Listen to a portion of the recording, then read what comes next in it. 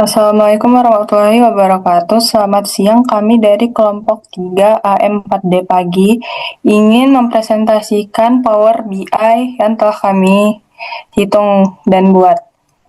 Nah, di grafik ini membandingkan antara total biaya harga jual per unit dan profit per unit dari ketiga jenis produk. Produk cross bucket small size memiliki total biaya sebesar Rp53.673 dan dijual seharga Rp65.000 sehingga menghasilkan keuntungan sebesar Rp9.000 per unit. Sedangkan produk flower with doll small bucket memiliki total biaya yang paling tinggi yaitu Rp68.677 dengan harga jual Rp75.000 sehingga profit per unitnya sebesar Rp4.011. Sementara itu, produk mini bucket plus paper bag memiliki biaya Rp50.000 dan dijual Rp55.000, menghasilkan profit terkecil yaitu Rp2.011. Dari grafik ini kita bisa melihat bahwa meskipun harga jualnya tidak jauh berbeda, efisiensi biaya sangat mempengaruhi besar kecilnya keuntungan. Selanjutnya, visualisasi profit margin in May. Diagram ini menunjukkan presentasi kontribusi margin keuntungan dari masing-masing produk pada bulan Mei. Produk cross bucket small size memberikan kontribusi tertinggi sebesar 50,78%, mencerminkan performa profitabilitas yang paling dominan. Sementara itu, dua produk lainnya yaitu Flower with Doll Small Bouquet dan Mini Bouquet plus paper bag masing-masing menyumbang 24,67% dan 24,56%. Hal ini mengindikasikan bahwa meskipun harga jual suatu produk lebih tinggi, margin keuntungan yang dihasilkan tidak selalu besar jika tidak didukung oleh efisiensi biaya. Selanjutnya saya akan menjelaskan mengenai grafik markup dan profit analysis. Diagram donat ini menunjukkan analisis presentasi markup dan distribusi profit antar produk.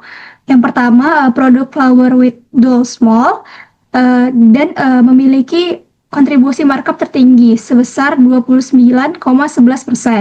Diikuti oleh persentase yang kedua yaitu rose bucket dengan 26,88% dan yang terakhir mini bucket dan paper bag sebesar 14,15%.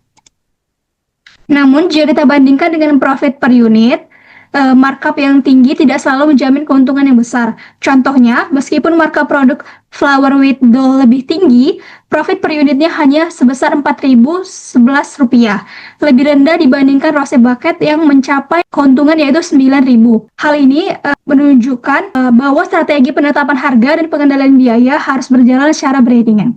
Oke, selanjutnya saya akan menjelaskan tentang grafik total cost per unit versi unit selling price. Grafik ini menggambarkan perbandingan antara biaya total per unit dan harga jual masing-masing produk. Flower with Doll Small Bouquet adalah produk dengan harga jual tertinggi sebesar Rp75.000. Namun, juga memiliki total biaya tertinggi yaitu Rp68.677.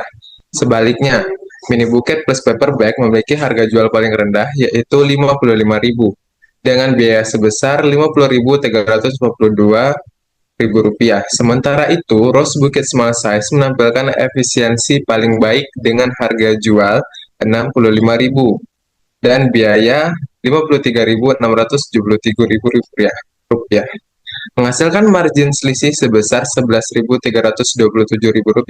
Grafik ini membantu kita melihat GAP antara harga dan biaya yang menentukan seberapa besar ruang keuntungan yang tersedia.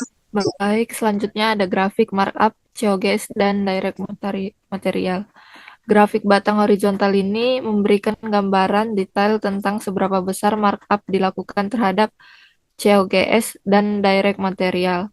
Produk cross bucket small size menunjukkan markup direct material paling tinggi yaitu 59%. Diikuti oleh mini bucket sebesar 25% dan flower with doll sebesar 34%.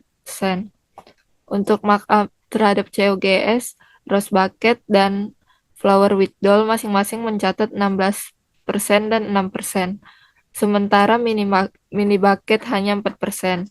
ini mengidentifikasikan bahwa komponen bahan langsung merupakan area utama yang digunakan untuk markup, terutama pada produk gross bucket. Baik, yang terakhir yaitu kesimpulan umum dari dashboard. Secara keseluruhan, dashboard ini memberikan insight yang kuat tentang struktur biaya dan tingkat profitabilitas masing-masing produk.